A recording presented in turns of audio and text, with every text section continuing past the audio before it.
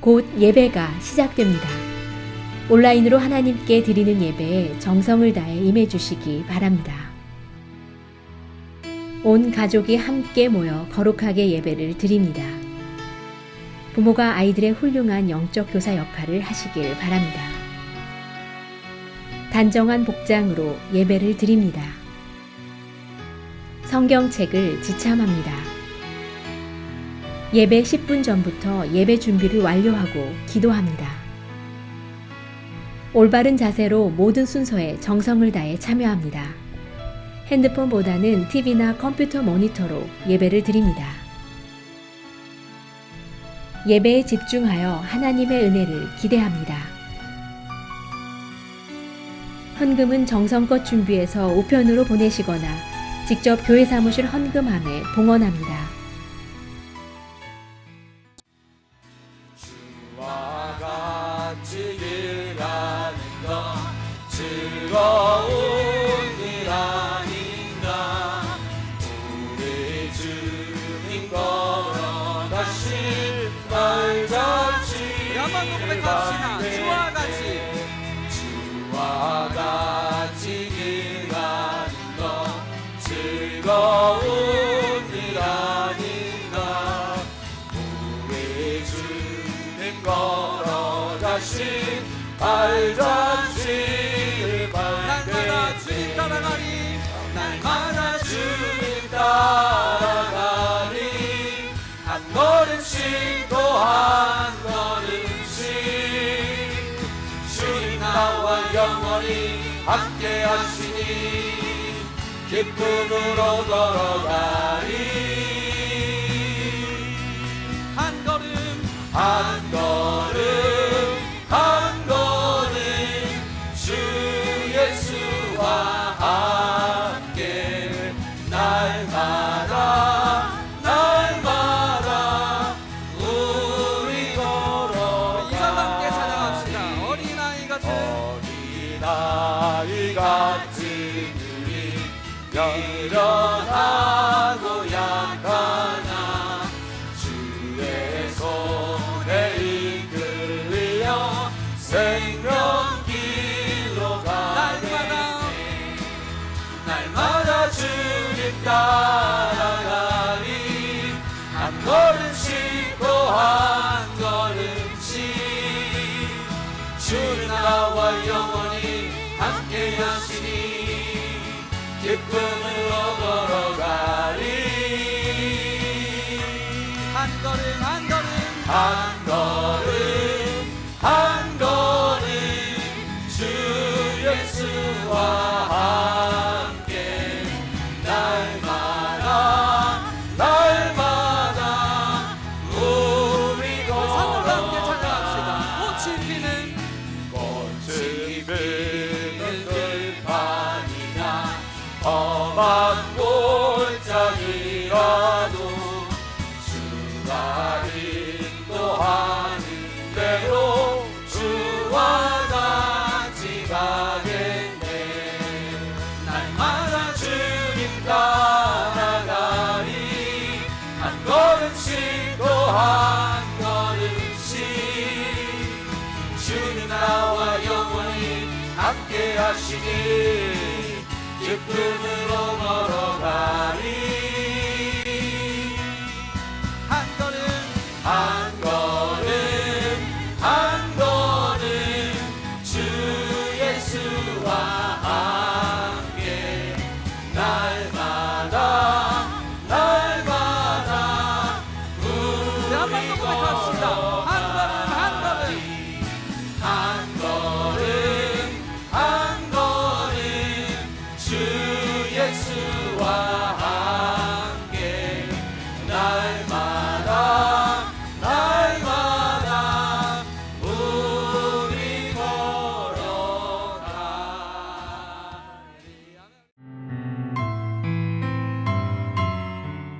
우리의 참 아버지 되신 하나님, 예수님 십자가의 은혜로 하나님의 자녀 삼아 주사 영생 주시고 영원한 하나님의 나라의 백성으로 살게 하시니 참 감사합니다. 오늘 새벽 이 시간에 하나님의 자녀로 예배의 특권을 누리게 하시며 살아계신 하나님의 말씀을 듣게 하시니 감사합니다.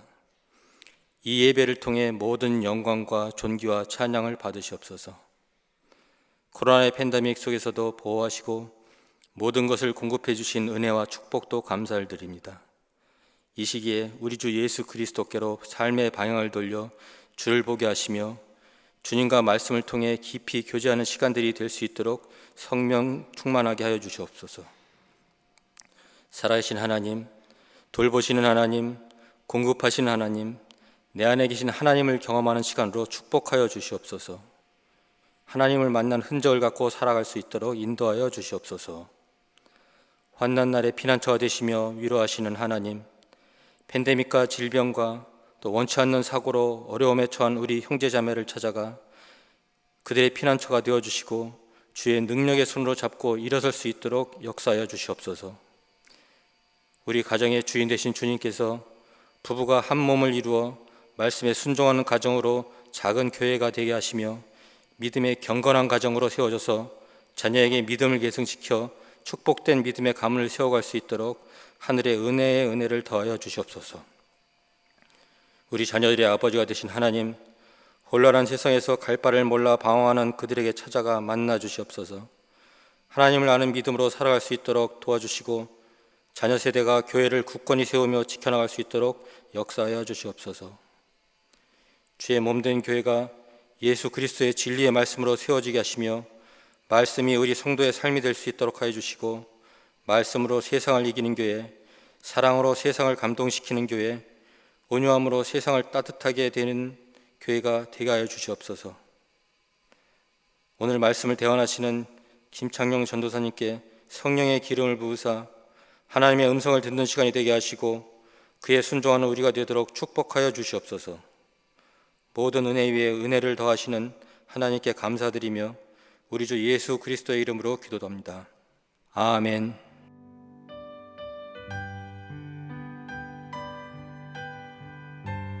오늘 우리에게 주시는 하나님의 말씀은 마태복음 5장 1절부터 16절입니다. 함께 봉독하시겠습니다. 예수께서 무리를 보시고 산에 올라가 앉으시니 제자들이 나아온지라. 입을 열어 가르쳐 이르시되 심령이 가난한 자는 복이 있나니 천국이 그들의 것이며 애통하는 자는 복이 있나니 그들이 위로를 받을 것이며 온유한 자는 복이 있나니 그들이 땅을 기업으로 받을 것이며 의에 줄이고 목마른 자는 복이 있나니 그들이 배부를 것이며 긍휼히 여기는 자는 복이 있나니 그들이 긍휼히 여김을 받을 것이며 마음이 청결한 자는 복이 있나니 그들이 하나님을 볼 것이며 화평하게 하는 자는 복이 있나니 그들이 하나님의 아들이라 일컬음을 받을 것이며 의를 위하여 박해를 받는 자는 복이 있나니 천국이 그들의 것임이라.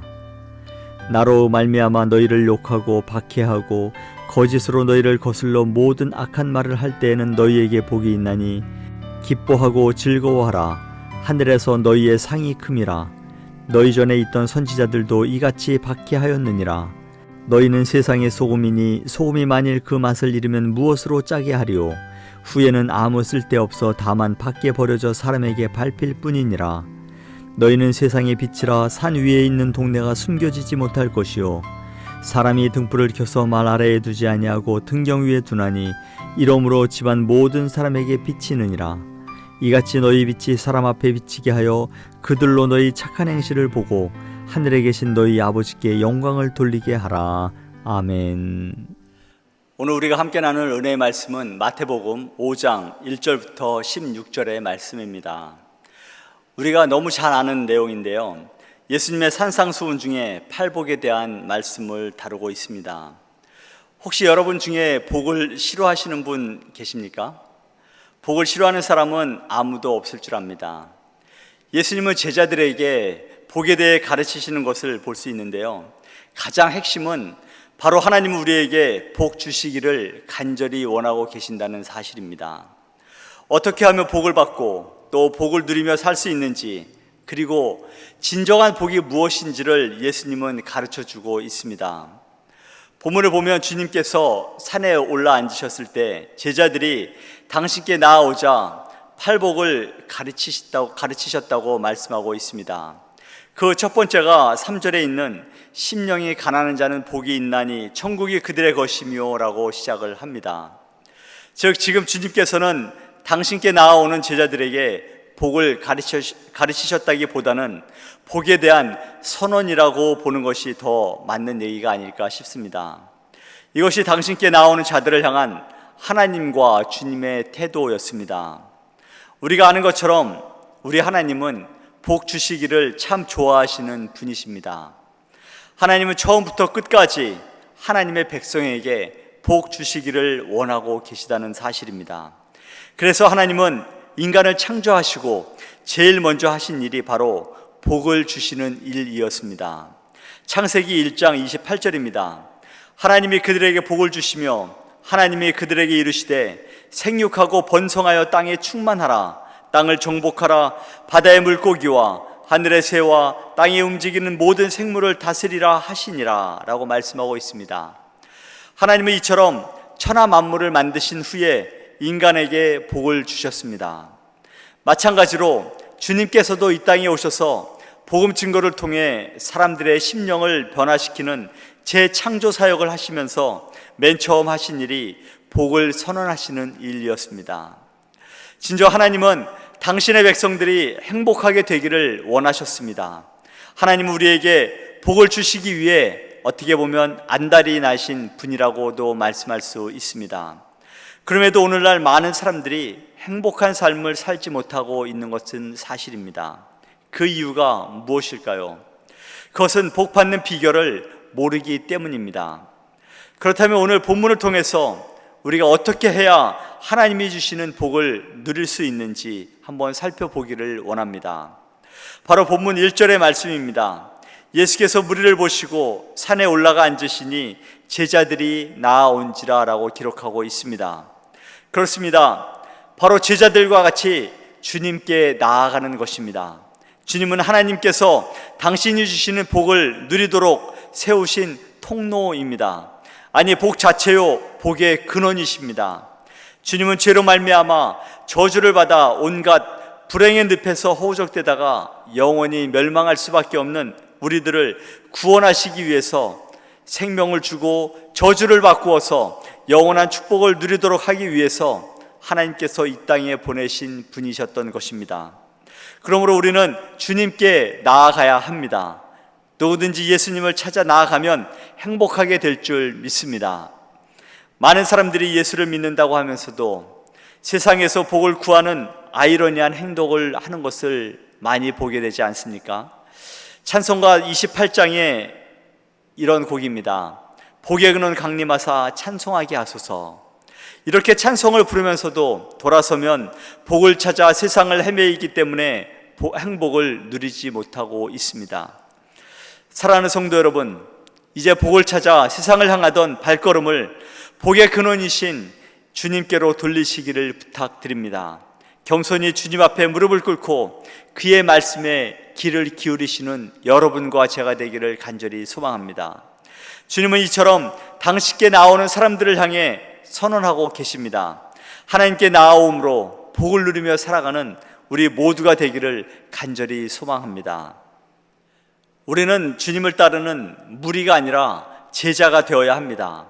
1절과 2절에 이렇게 기록되어 있습니다. 예수께서 무리를 보시고 산에 올라가 앉으시니 제자들이 나아온지라 입을 열어 가르쳐 이르시되 라고 말씀하고 있는데요. 즉 주님께서는 그를 따르던 많은 무리가 아닌 그에게 나온 제자들을 대상으로 말씀을 가르치셨다는 것입니다. 이것이 무엇을 의미합니까? 이는 예수 그리스도를 따르는 무리는 많지만 결국 예수님께 택함 받은 제자는 소수에 불과하다는 것입니다. 그렇습니다. 예수님을 따른다고 해서 다 예수님의 은혜와 긍휼을 입는 것이 아니라는 것입니다. 오직 예수 그리스도의 은혜와 말씀을 사모하여 그에게 가까이 나아가는 자만이 그의 은혜와 긍휼을 입을 수 있다는 것입니다. 오늘날에도 여러 가지 목적으로 예수님을 따르는 사람들이 많이 있습니다. 그러나 그들 모두가 예수 그리스도의 은혜와 긍휼을 얻기 위해 예수님을 따랐던 것은 아니라는 것이죠. 그들 중에 많은 수가 그리스도의 은혜와 긍휼과는 상관없이 오직 표적만을 바라고 그리스도를 쫓았던 유대인들처럼 자신들의 이기적인 목적을 위해서 그리스도를 쫓고 또 예수 그리스도께 가까이 가려고 하지 않습니까? 그것은 예수를 가까이 하면 자신의 많은 부분을 희생해야 하기 때문입니다. 그래서 그런 사람들은 그리스도를 오래도록 쫓으면서도 여전히 제자가 아닌 무리로 남을 뿐입니다. 무리와 제자 사이에는 엄청난 차이가 있습니다. 무리에게는 천국 비밀을 아는 것이 허락되지 않았습니다. 무리에게는 구원이 주어지지 않았습니다. 곧 하나님의 자녀가 되는 권세가 주어지지 않았다는 것이죠. 참으로 안타깝고 답답한 일이 아닐 수 없습니다. 하지만 제자에게는 천국 비밀이 가르쳐졌으며 영생 구원이라는 놀라운 하나님의 축복이 그들에게 임했던 것입니다. 그렇다면 사랑하는 성도 여러분은 지금 어느 자리에 서 계십니까? 우리는 자신을 한번 돌아볼 필요가 있습니다. 내가 주님을 따라만 다니던 무리는 아닌지, 아니면 주님의 은혜와 긍휼을 사모하여 그분을 가까이 하면서 그분을 위해 나를 희생하는 것을 감사히 여기는 제자인지를 한번 돌아보고 예수님의 참 제자로서의 삶을 살아가는 우리 모두가 되기를 간절히 소망해 봅니다. 오늘 본문 3절부터 10절은 산상수훈의 핵심이라고 할 수 있는 소위 팔복으로 불리는 말씀이 기록되어져 있습니다. 주님은 여기서 하나님 나라의 백성이 되는 복을 받을 사람의 기준을 말씀하고 있는데요, 그 기준과 자격은 세상의 그것과는 아주 다르다는 것을 알 수 있습니다. 세상의 정권은 돈 많은 재벌, 유능한 학자 또는 유력한 정치인을 영입하려고 애를 씁니다.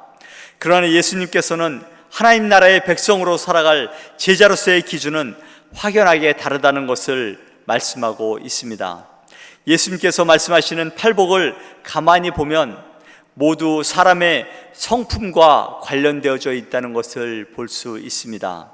심령이 가난한 자, 애통하는 자, 온유한 자, 의에 줄이고 목마른 자, 긍휼히 여기는 자, 마음이 청결한 자, 화평케 하는 자, 의를 위하여 핍박을 받은 자, 이 8가지가 바로 사람의 성품적인 것들을 말씀하고 있지 않습니까? 이러한 것을 다 갖출 때 바로 예수 그리스도의 인격으로서 살아갈 수 있다는 것입니다. 그렇습니다. 참된 복은 우리의 성품이 예수 그리스도의 성품으로 변화되어져 가는 것을 말씀하고 있습니다. 팔복이 주는 또 다른 교훈은 참된 복은 소유에 있지 않다는 것입니다. 많은 사람들은 복을 소유하는 것으로 생각하고 할 수만 있으면 많이 소유하려고 하고 재물을 많이 소유하려고 하고 권력도 많이 소유하려고 애를 쓰고 있습니다. 세상이 말하는 것처럼 복이 소유에 있다면 부자들이나 권력을 가진 사람들은 다 행복할 것 같지만 그렇지가 않다는 것을 우리는 너무 잘 알고 있지 않습니까? 오히려 많이 소유한 까닭에 그것을 지키기 위해서 더 불안해하고 다투는 것을 보게 됩니다. 참으로 소유하는 것으로는 진정한 행복에 이르지 못한다는 사실입니다. 소유함으로 행복해지려는 것은 복의 본질을 모르는 사람들이 범하는 실수인 것입니다. 복은 결코 소유에 있지 않고 존재에 있다는 것입니다. 즉 우리의 성품이 예수 그리스도의 성품으로 변화되어져 갈 때 참된 복을 누릴 수 있다는 것이죠. 사랑하는 성도 여러분, 진정한 복을 누리기를 원하십니까? 참된 복을 원한다면 우리의 삶의 모습이 예수 그리스도를 닮는 성품으로 달라져야 할 줄 믿습니다. 소유로 얻어지는 복은 얼마 동안은 우리를 편안하게 할 수는 있습니다. 우리를 편안하게 할 수는 있어도 우리 안에 평안을 가져다 주지는 못한다는 것입니다. 예수님은 요한복음 14장 27절에서 이렇게 말씀하고 있습니다.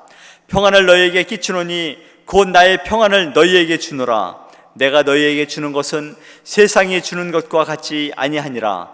너희는 마음에 근심하지도 말고 두려워하지도 말라라고 말씀하고 있습니다. 그렇습니다.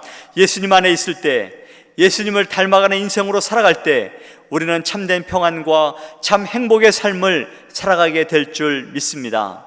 우리 모두 예수 그리스도를 닮아감으로 참된 행복을 누리고 복된 인생으로 살아가게 되시기를 간절히 소망합니다.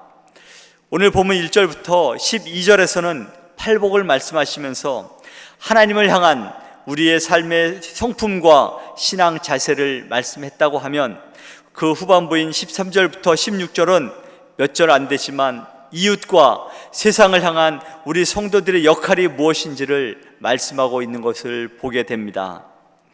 우리가 많이 들어서 너무 잘 알고 있는 빛과 소금의 비유가 소개되어져 있습니다. 성경 우리 성도들을 빛과 소금의 비유에서 얘기하지 않습니까? 우리가 잘 아는 것처럼 소금은 두 가지의 기능을 갖고 있습니다. 하나는 맛을 내는 기능이며 다른 하나는 부패를 방지하는 기능입니다. 성도들을 소금에 비유한 것은 성도들이 가진 복음의 능력과 함께 도덕적인 성질을 강조한 것으로 인해서 죄로 오염된 이 세상을 복음의 능력과 성결의 삶을 통해서 정화해 나가기를 원하는 하나님의 소망이 담겨 있는 것입니다. 우리 성도들이 세상을 아름답고 조화 있게 세상으로 만들어가기 위해서는 철저한 자기 희생과 함께 봉사의 삶을 살아가기를 원하시는 하나님의 소망이 담겨져 있다는 것입니다. 한편으로 빛으로서의 역할을 말씀하고 있는 것은 어둠을 밝히는 기능을 말씀하고 있는데요, 이것은 성도들로 하여금 암흑과 무지로 뒤덮여 있는 이 세상을 복음의 빛으로 밝혀야 하는 역할을 감당해야 함을 의미하고 있다는 것입니다. 소금이 죄의 확산을 방지하는 부분으로서의 성도의 사명을 말씀하고 있다면, 빛은 이 세상의 죄와 어둠을 몰아내는 역할로서의 성도의 사명을 우리에게 말씀하고 있는 줄 믿습니다. 바닷물 한 컵에는 보통 소금이 50g이 들어져 있다고 합니다. 소금이 있는 곳은 바다지만 이것이 정제되어서 세상에 유용한 것으로 쓰이고 있지 않습니까? 여기에 우리에게 주는 중요한 교훈이 있습니다. 우리 성도들은 교회에서 하나님의 말씀을 듣고 또 교제하고 믿음 생활을 하지만 교회 안에만 머물러 있어서는 안 된다는 것을 우리에게 가르쳐주고 있습니다. 주님은 우리를 가리켜 교회 속의 소금이 아니라 세상 속의 소금이 되라고 말씀하고 있지 않습니까? 예수님을 믿는 우리들은 세상과 담을 쌓고 은둔하면서 자기의 도만 닦는 세상의 어떤 종교인들과는 달리 적극적으로 세상으로 나아가야 한다는 것을 말씀하고 있습니다. 예수님께서는 원래 계셔야 할 곳은 하늘나라 아니었습니까?